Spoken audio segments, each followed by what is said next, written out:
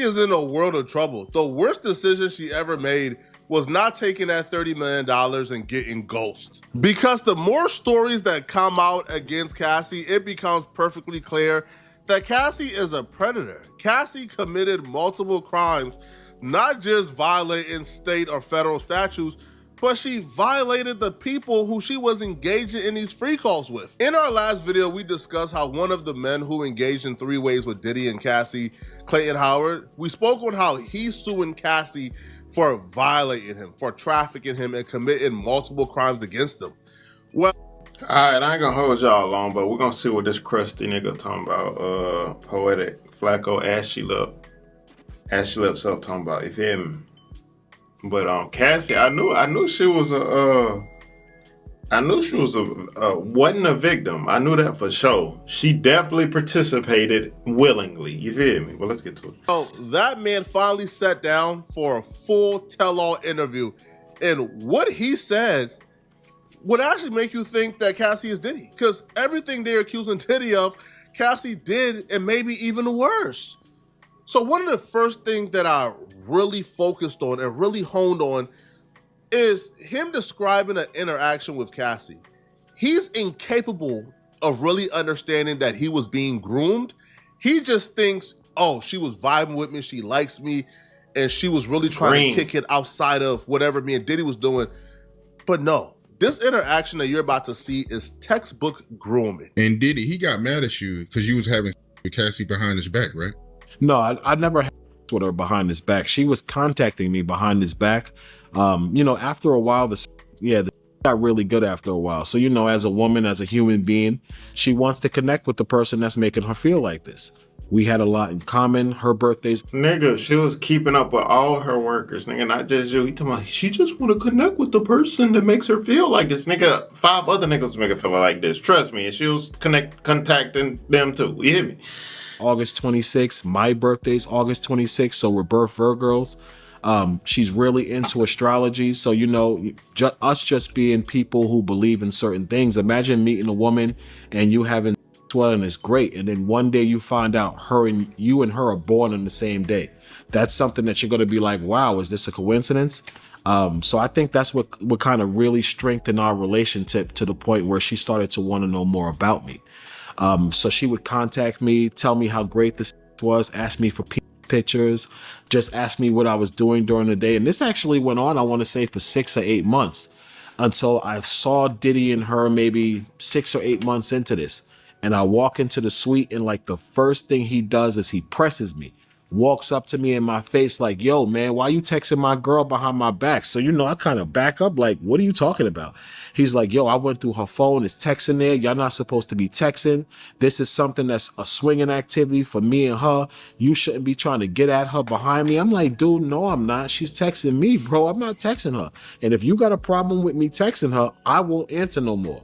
So Cassie stepped in. She admitted that she was texting me. She claimed she told him that she was texting me to build up desire for the fantasies for the next time we saw each other.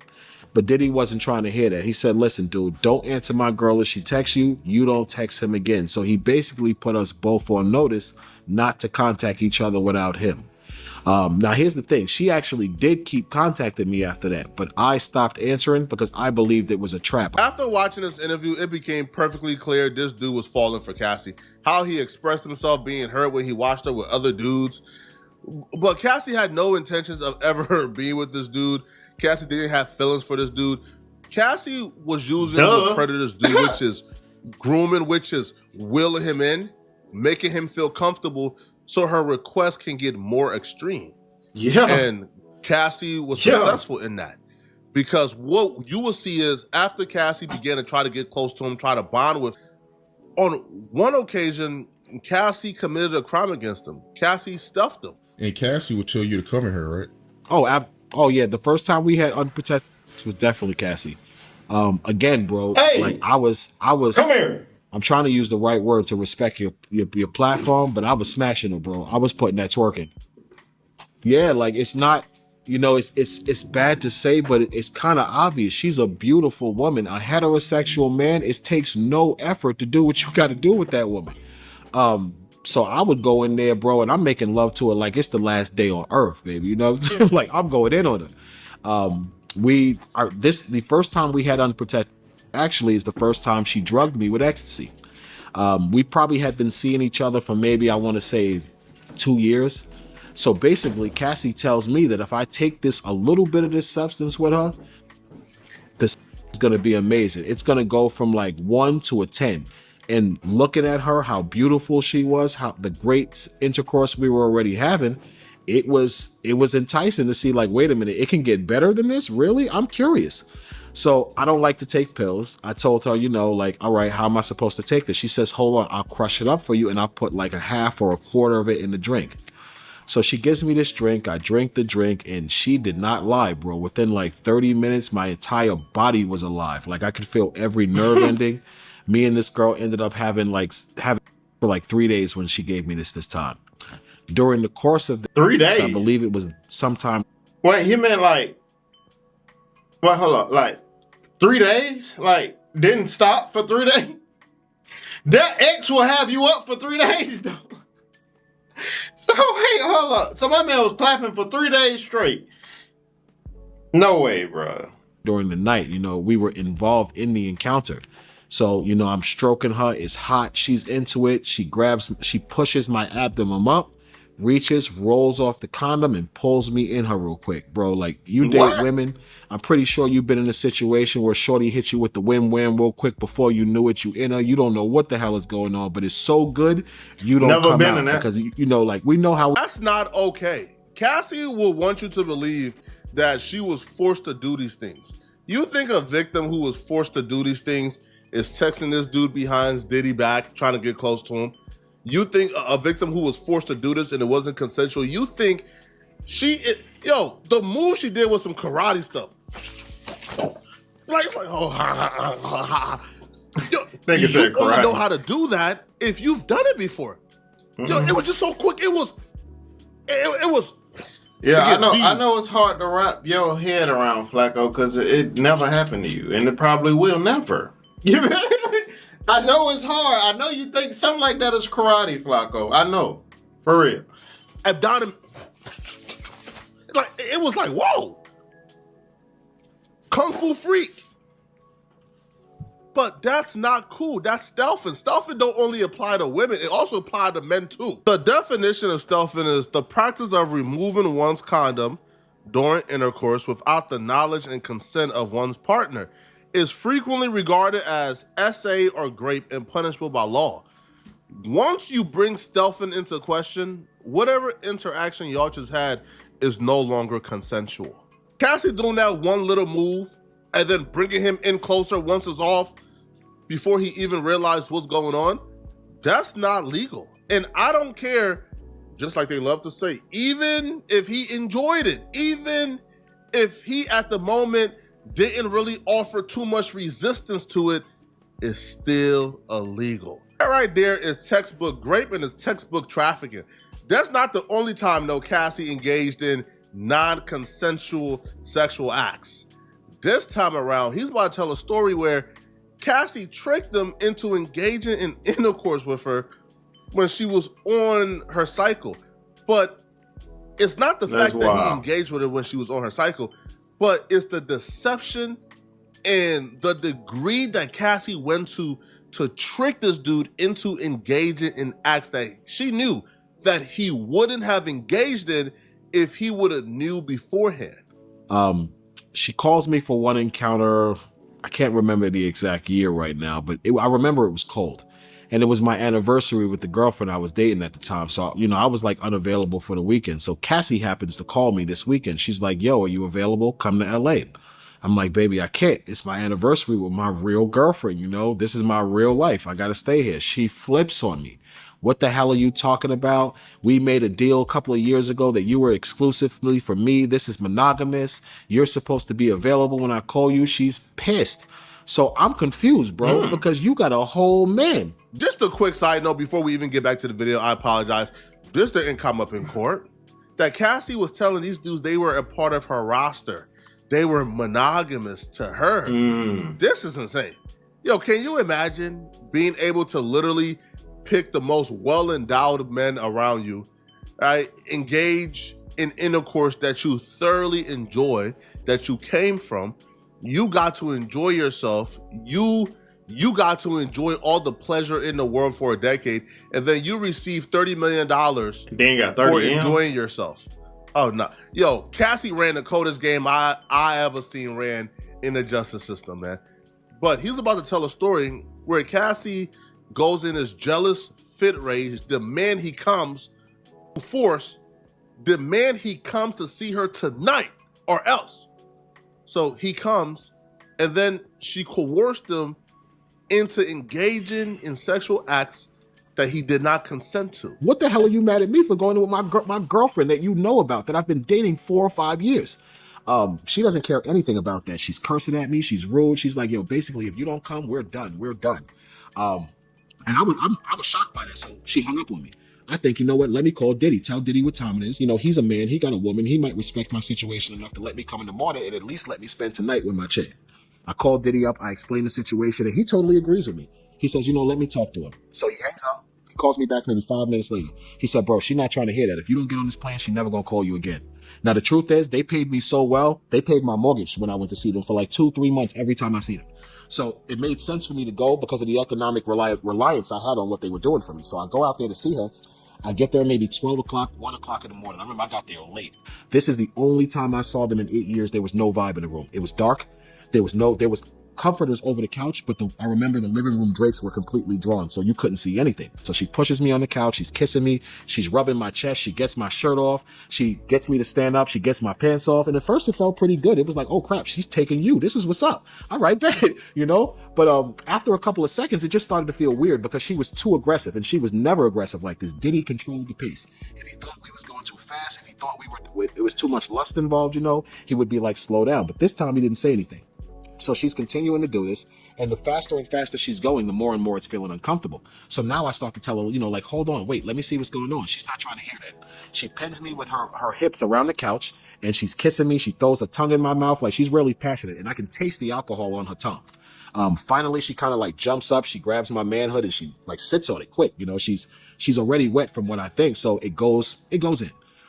We start having sex, whatever. You know, as a man, when you're inside of a woman, it really doesn't, I can't say it doesn't matter how it feels, but it's a different feeling. It's kind of debilitating. Let's just be honest as men. It's a little debilitating. It's kind of like kryptonite. So I want to get up, but I can't because I'm actually having sex. And it's like, oh my God, wait a minute. I want to get up, but I can't. So she comes quick. Oh my God, she comes.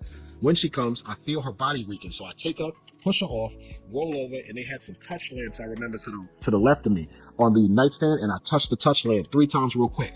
Yo, bro, it's blood everywhere. Blood on the sheets, blood on the floor underneath me. Darkened blood stains in my lap. So the first thing I'm doing is I'm looking at her like, yo, what the hell? And she pretends like, oh my God, I didn't know I had my period. It must have just came. But the way she said it and the smirk on her face, I said, yo, she lying. So I got pissed. I'm like, yo, you did that to me on purpose? So normally when they saw me, I'm a gentleman. I'm professional speaking. I talk kind of like a white guy. They saw the black guy come out of me this day. Like, yo, you did that to me? Like, what the hell is wrong with you? So I start spazzing on her. Diddy's... Wait, what's the difference between talking like a black guy and a white guy? You know what I'm saying? Just because you sound eloquent don't mean that's not talking black. Black people can be eloquent too. Yeah, like, I don't understand that. Sees me getting angrier, and he stops it. He said, yo, bro, chill out. I said, nah, I ain't chilling out nothing, dude. You crazy? Look what she just did to me. And he said, you know what? Let me talk to her. She drunk, bro. Because she's basically in my face, like telling me, go F myself. Men have sex with women all the time. Like, what's the big deal? She's discounting the fact that she forced herself on me on her menstrual cycle, which is technically a sexual assault. Nasty. Diddy goes in the room. They may be in there for 2 or 3 minutes. He comes back out, and he looks me directly in the face. He says, yo, bro, listen, I'm sorry. He said she knew she was on her period. She wanted to have sex. We just came back from an event. She's mad drunk. She's mad horny. He said, yo, bro, she should have told you and gave you the option to do that. She was wrong. So I look over at her, and she's just sitting there like this against the wall, like leaning against the wall, but she's not saying anything. If these stories is true, Cassie may just be the monster that we thought Diddy was. We thought Diddy was literally in the corner guiding and directing and orchestrating everything. It feels like Cassie is the orchestrator of these things. Cassie was the one who was running game on these dudes, bruh. Diddy was telling her, don't text them. Cassie was texting these dudes behind the scenes, according to him, and she was running game on them. And she was gaming them up, and she was making them comfortable so she could go ahead and ask for certain things. Cassie. Cassie was in control. According to Clayton. Yo, Clayton told a story where he thinking that he's the only other dude that Cassie does this with. So he thinking, man, yo, this is like a girl that I can maybe be with. I can save her. He tender. He start developing Captain Saver. You guys know men like this, bro. He could be the last man in the train. He trying to save it because he feel like, man, this is not really. Poetic Flacco look like the type of nigga who be doing that. I mean, come on, bro. Come on. What if you look at Poetic Flacco? You are the one of the dudes who be the last dude in the train and wife up the chick. I already know it. Yeah. I'm messing around with Big Krusty, man. Man. So he's watching Cassie get bust down by him and Diddy, and he in his heart, man, this not really you, man. You's a good girl, man. We share the same birthday. So he realized though, oh, Cassie a demon.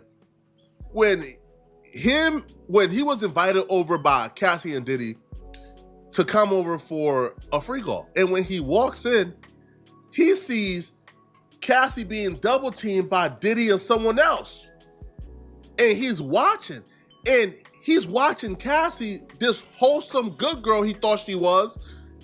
He's watching her become a freaking demon, like literally in control of two of them things doing her thing. And it's that moment he realized, yeah, okay, this ain't someone I can fall in love with, man. I gotta stop being tender and get my paper. Daniel Phillips, he had an orgy with Diddy and Cassie, and they called it a sexathon. Yes, Diddy and Cassie themselves referred it to a sexathon, but they called me. Daniel Phillips was. This nigga Diddy freaky, bro. Imagine it's regular life. Like, nigga, I'm gonna have a sexathon. Nigga, like, this nigga a freak, bro. Already there. Cassie actually calls me and she's like, yo, do you mind watching me with another guy? And I did, because I had never been involved with her and someone else. I kind of really thought it was a monogamous situation. Diddy was not well endowed, and she just needed somebody to fill her and satisfy her. So I really believed at this time that was my role, that I was only being called in because this rich and powerful guy could not satisfy his woman. It wasn't until I got in this freak off that I saw her like in front of Daniel Phillip and Diddy with like, two penises in her face, that I was realizing like, wow, crazy. This chick is not what you think. It was actually a little hurtful, I'll be honest. Hurtful? It was a little heartbreaking to walk in there and see her with penises in her face and to be completely engaged in it, like, oh, like she loves it. I'm gonna be honest with you, I did look at her different. Bro was tender, man. That's when he realized, yo, Cassie's running game, bro. Yo, bro, Cassie's texting all these dudes individually, making them feel like they're a part of her roster, according to him. Not my words, because I know that Cassie loves to sue. This dude words, and if he's telling the truth, then that would mean that Cassie is texting these multiple dudes, making them feel like, yo, I got this thing with Diddy, but yo, I feel something for you. Running game, grooming all these men so they could be a part of her roster. And then a decade later, she sues for $30 million and she gets rewarded $30 million for enjoying herself. This is... All I can say is that is nuts. Big Krusty, I ain't gonna lie, Big Krusty be dropping them videos back to back. I don't see how to make original videos that long. I don't see how he can drop so many videos so quick, because my editing takes so long for me to get. I used to drop like 5 videos a day, but at that time I could download videos faster because the quality was less good. But now when I up the quality, it take literally hours for my video to download. So I'm like, how do he drop videos so quick?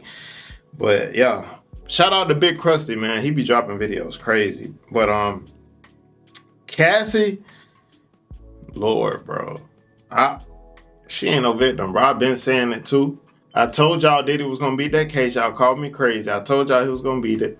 I'm not saying Diddy was all right in this situation, but Cassie definitely not right either, But that still don't give Diddy justification to put his hands on her like what we saw in that other video, you feel me? But yeah, thank you guys for watching the video. See you guys next video. Always remember, be safe out here, kings and queens. Let's get it.